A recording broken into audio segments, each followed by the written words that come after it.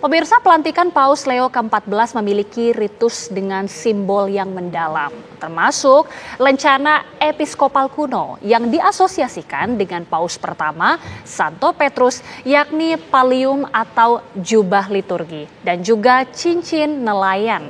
Apa makna simbol tersebut? Berikut informasinya untuk Anda.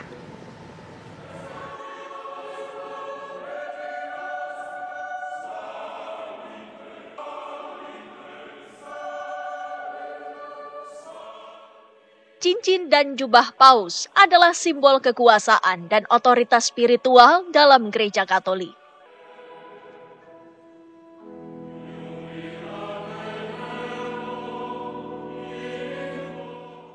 Cincin paus juga dikenal sebagai cincin nelayan dan dikenakan oleh paus sebagai simbol otoritas dan kuasa spiritual.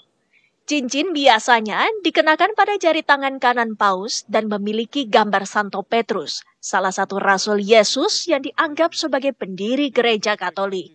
Pemakaian cincin ini sejak dari abad ke-6 ketika para uskup mulai memakai cincin sebagai simbol keuskupan yang mereka pimpin.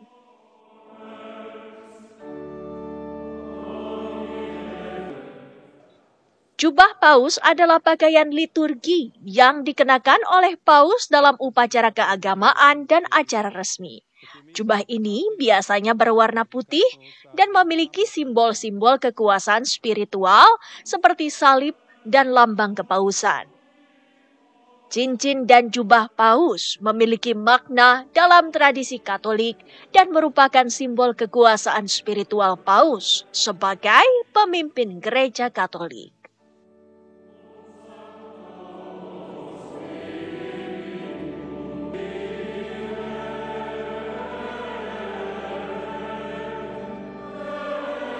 Oremos.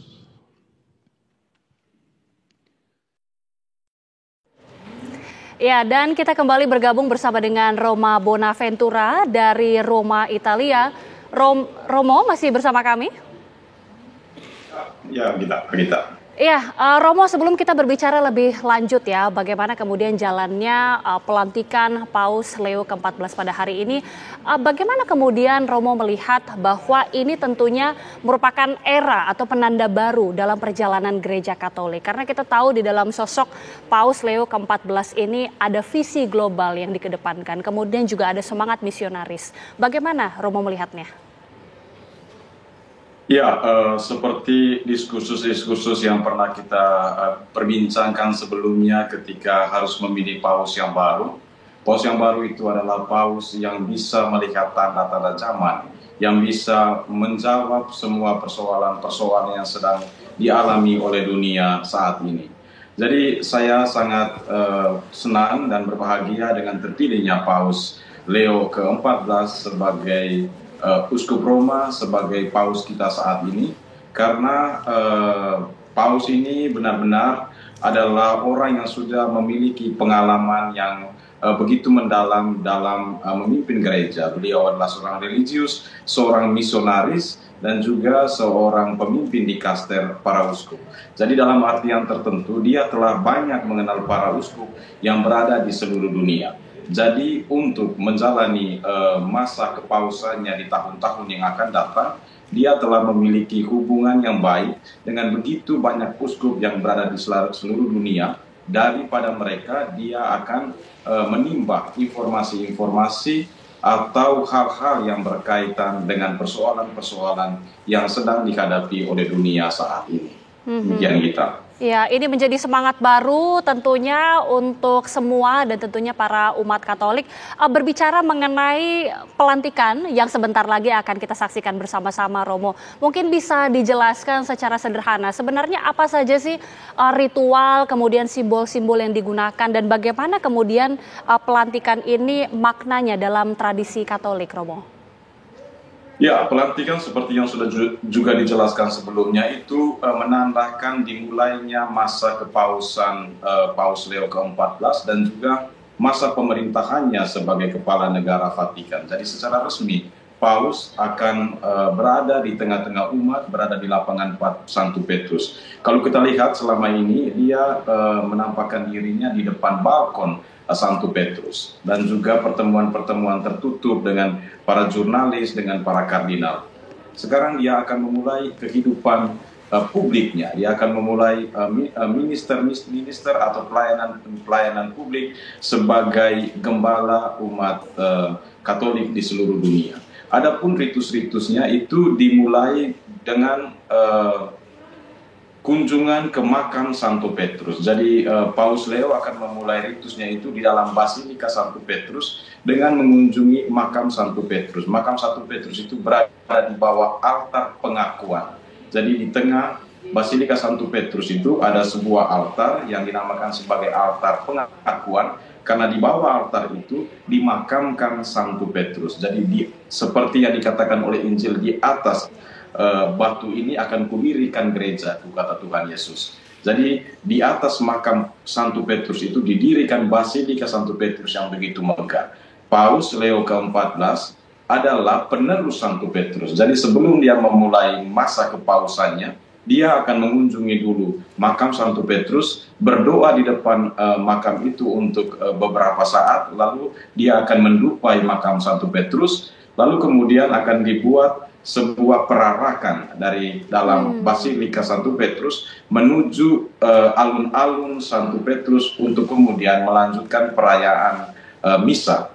Perayaan misa itu akan dimulai dengan upacara sabda. Setelah upacara sabda atau bacaan Injil, itu akan diberikan kepada Paus dua lambang yang sangat istimewa. Yang pertama itu pallium.